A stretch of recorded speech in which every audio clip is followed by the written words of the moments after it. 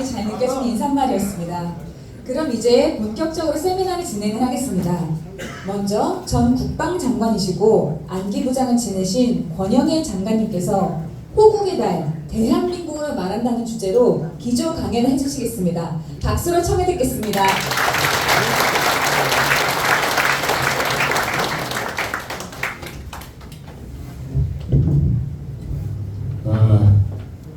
권영애입니다.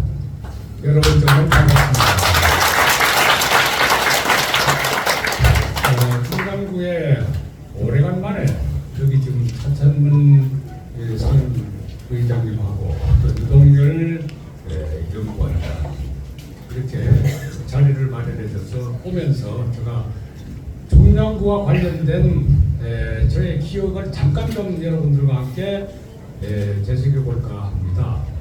제가 1955년에 육군사관학교 제15기로 입교를 했습니다. 그때가 이제 5기라고 해서 갔는데 나중에 이제 10이 하나 더 붙어서 15기가 됐죠. 근데 그때 태릉에 있는 육군사관학교를 가려고 그러면은 외출을 서울시내 했다가 버스가 어디까지밖에 못 오냐면 중량역까지밖에 못 와요. 그럼 여기서 버스가 떨어지면은 여기서부터 태릉까지 걸어서 갔습니다.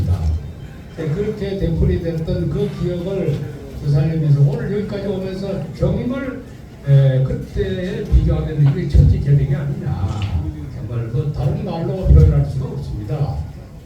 그러면은 6.25 전에는 어떻게 됐고 6.25 직후에는 어떻게 됐을까? 이 지역이 완전히 폐허가 됐었는데 오늘에 이만큼 된 것은 이것은 결국은 저는 기독교 장로입니다.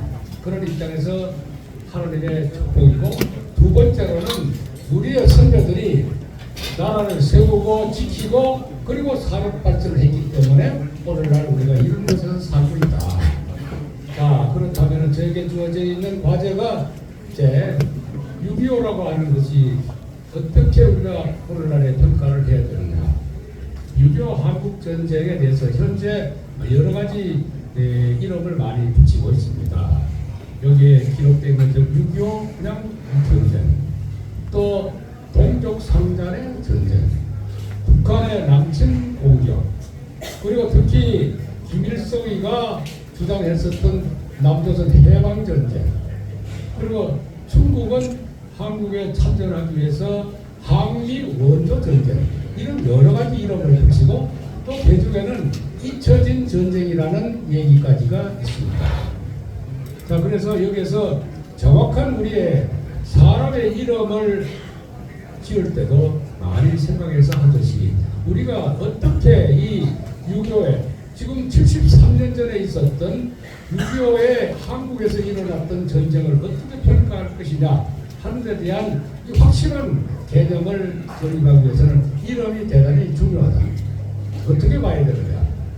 정확하게 하면은 6.25 불법 남침 전쟁, 그리고 그것을 사주한 것은 소련의 스탈린이 전 세계 공산화를 기도하기 위해서 했었던 그 전 세계 공산화의 야영에 의해서 북한의 김일성이를 선봉으로 세워서 그들이 전 세계 공산화를 기도했던 그 전쟁이다.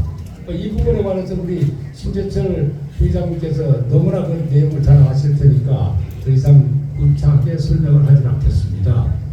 잠깐 보면 그때 2차 대전이 끝나고 난 다음에 소련은 이제 앞으로 전 세계를 공산화해야 되겠다. 그래서 서쪽으로는 구라파 쪽에는 많은 위성국가들을 차례차례로 삽시간에 만들어갔고, 이 동북아를 포함한 동남아 지역은 차례차례로 중국은 이미 공산국가가 됐고, 그 인도지나 반도 쪽으로는 베트남, 그 다음에 라오스, 캄보디아 등등 일사천리로 내려갈 수 있었는데, 한반도만은 미군과 함께 일본군의 무장 해제를 구별하기 위해서 38도선을 만든 다음에 그 남쪽으로 내려오지를 못했던 것입니다.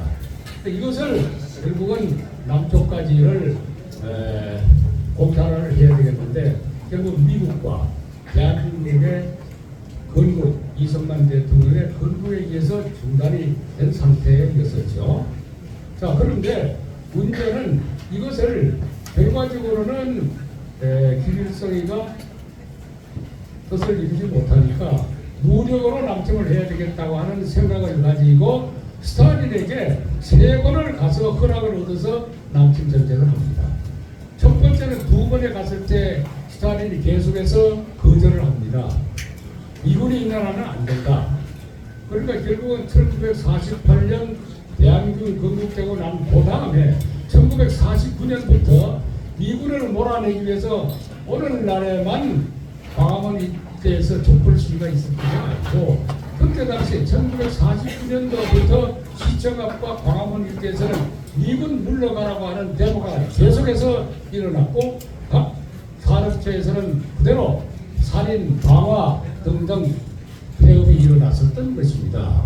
그러니까 미국 입장에서는 보니까 아니 2차 대전을 미국이 승리함으로써 한국이 독립을 하고 건국까지 시켜주고 그 다음에 헐벗고 굶주린 나라 백성들을 위해서 저 자신도 미국 사람들이 그때 좀 우유가루 아니었으면 아마 지금까지 살지 못했을 겁니다. 이제 모포 안토피 본 사람이 어디 있습니까? 그거 물자 이거 보지 않은 사람이 누가 있었겠습니까? 이렇게 해서 나라를 건국하고 세워줬는데 이제 뭐 미군 물러가라?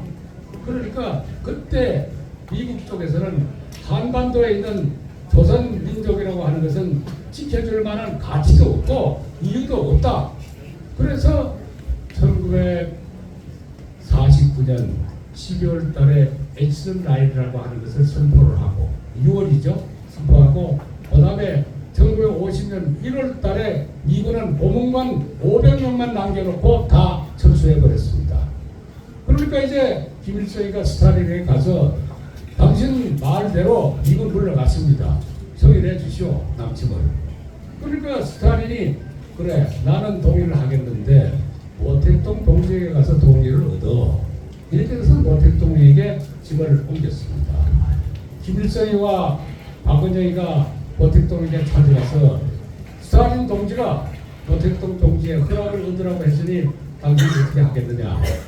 그때 당시 사실은 모택동 입장에서는 중국을 겨우 장개석을 몰아내고 이제 중화인민공화국을 만들었기 때문에 한국전에 참전할 수 있는 그런 여지가 없었습니다. 그러나 스탈린이 왜 모택동을 한반도에 집어넣냐 하면은 스탈린 계산에서는 중국을 완전히 통일하고 난 다음에 소련과 가장 긴 국경선을 갖고 있는 중국이 이게 크게 되면은 골치 아프다. 그러니까 한반도에서 전쟁을 일으켜서 중국과 미국이 맞붙게 해서 서로가 완전히 기진맥진하도록 만들어야만 적어도 몇십 년 동안은 소련 국경이 편안하겠다. 이렇게 계산합니다. 자, 그러면은 모택동이가 그걸 몰랐겠습니까? 어쩔 수 없이 스탈린의 의성은 거스릴 수는 없고 참전을 해야 되겠는데 참전할 수 있는 명분이 없죠. 그러니까 자기네들 공산 소위 동지들에게 한국전에 미군이 오면은 결과적으로는 북한의 김일성이가 져서 무너지면은 압록강, 두만강을 넘어서 미군은 반드시 공격해 온다. 그렇기 때문에 미국에 저항한 전쟁을 우리가 일으켜야 된다. 이렇게 하니까 그래도 그렇지 우리의 지금 능력으로는 안 되지 않냐. 그러니까 잔소리하지 마라. 나는 결심했다. 그러면서 자기의 아들을 한국전에 참전을 시킵니다. 그 아들이 6.25 전쟁 때 죽습니다. 그러니까 다른 공산당 동지들이 꼼짝없이 따를 수밖에 없었던 거죠. 근데 모택동은 또 다른 계산이 있었습니다. 중국이 아시다시피 55개 이상의 소수 민족으로 아주 그냥 참 통제하기가 어렵거든요. 이제 중공이 건국은 했습니다만 앞으로 장개석이하고 이제 전쟁을 하는 과정에서 각 지역에서 부족들의 그 투호 세력들이 가지고 있었던 막강한 군사력들을 모두 다 통합해서 가지고 있었어요. 그 중에서도 만주 벌판 일대를 중심으로 한 소위 조선족, 이 조선족이 가장 큰 민족이고 그때 당시에 소위 말해서 중국을 통일시키는데 가장 맹활약을 했었던 것이 그 조선족의 특출한 장수들이 있었다는 얘기죠. 장군들이. 그래서 이 모택동의 계산은 이 사람들을 한반도 전투에다가 그대로 집어넣어서 이 세력을 약화시킴으로써 다음에 모택동이가 중국 전체를 지배하는데 저항 세력을 하나를 뿌리채 무력까지 가지고 있는 조선족의 그 많은 숫자들을 이 한꺼번에 여기에다가 집어넣어야 되겠다. 그래서 그들은 10명당 한두 자리의 소총을 갖고 나머지는 방명의 수류탄 한 개씩을 주어가지고 한국전에 참전을 시켰던 겁니다. 한번 여러분 생각을 해보십시오. 총으로 쏘아야 적어도 200m, 300m 바깥에 적과 싸울 수 있는데 방명의 수류탄을 하나 가졌으니까 방명의 수류탄을 던질 수 있는 거리까지 가려면은 20 내지 30m까지 가까이 가야 되잖아요. 가지 않으면 뒤에서 총을 쏘니까 그렇게 해서 우리의 조선족으로 구성되어 있었던 소위 말해서 팔로군 등등은 그렇게 해서 완전히 한반도에서 무려 200만 이상이 죽게 된 겁니다. 그러면 결과적으로는 어떻게 된 거냐? 소련의 스탈린과 모택동의 흉계에 의해서 우리끼리 동족이 서로가 싸울 수밖에 없었던 이와 같은 전쟁이 한반도의 전쟁입니다. 그래서 이걸 가지고 한반도에서 민족 상간의 전쟁이다? 얼마나 민족이 못났으면 서로가 죽고 죽이는 전쟁을 했겠습니까? 그러나 그건 그게 아닙니다. 남들이 시켜서 어쩔 수 없이 그렇게 된 이 상황을 우리는 과연 어떻게 봐야 할 것입니까? 그래서 이 한반도에 대한 전쟁을 우리가 지금 재평가를 해야 됩니다. 어떻게 재평가를 해야 되느냐?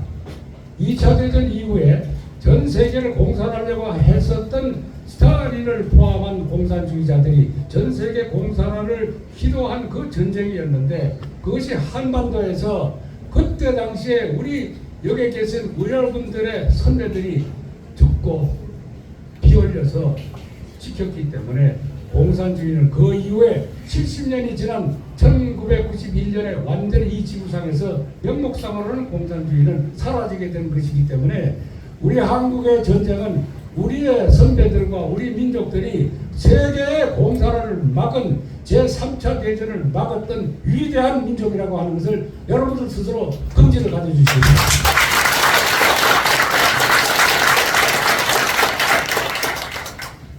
이 부분에 관해서 2013년 7월달 미국에서 오바마 대통령이 7월 27일이면은 한미 동맹을 조율해서 한국전에서의 휴전이 조립된 날이 7월 27일입니다. 7월 27일을 2013년에 오바마 대통령은 미국 전체에 걸쳐서 국경일로 정했습니다. 한국 전쟁의 날. 이렇게 해서 그때 모든 지역의 주까지를 다 합해서 한국전에 참전했었던 많은 사람들을 다 모아가지고 그렇게 해서 기념 행사를 할 때 그때 오바마 대통령이 연설을 했습니다. 뭐라고 했느냐? 한국 전쟁은 이긴 자도 없고 진 자도 없는 비긴 전쟁이다. 이렇게 말하지만은 자기가 볼 때는 이건 분명히 이긴 전쟁이다. 왜냐? 다른 걸로서 설명할 필요가 없다. 오늘날에 북한과 굶어 죽고 있고 밤에 야간에 찍은 위성 사진을 보면은 북한은 깜깜하고 남쪽은 휘황찬란한 이 인공 사진 위전을 봤을 때 어느 쪽이 승리하느냐 분명하지 않느냐. 한국 전쟁은 자유민주주의 국가를 세워야 되겠고 그 국가를 지켜야 되겠다고 하는 많은 우방들과 한국 국민들이 이긴 전쟁이다.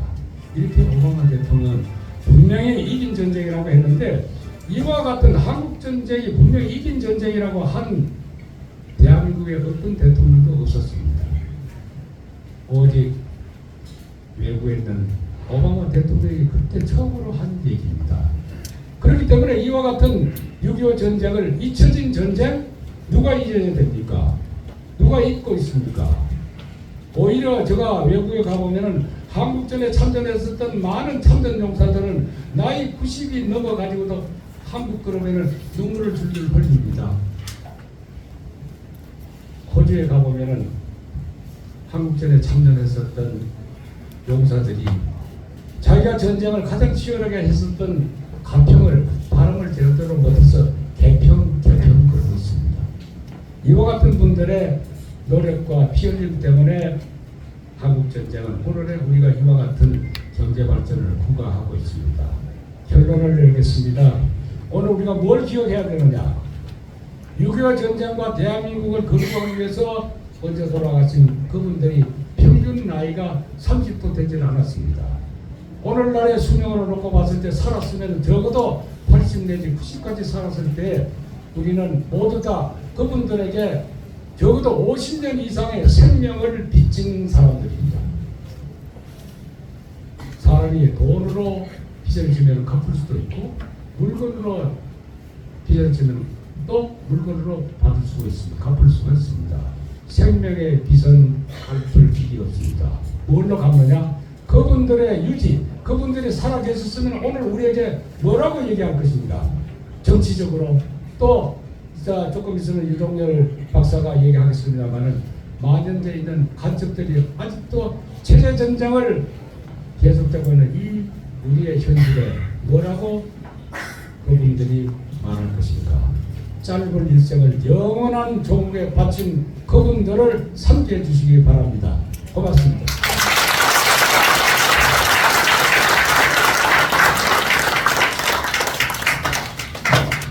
네, 미국에 우유가 없었다면 권영애 장관님 같은 분들이 없었을 것이다라는 그 문단이 굉장히 인상이 남습니다.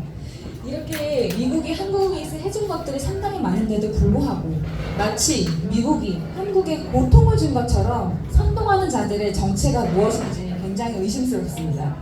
다음은 심재철 전 국회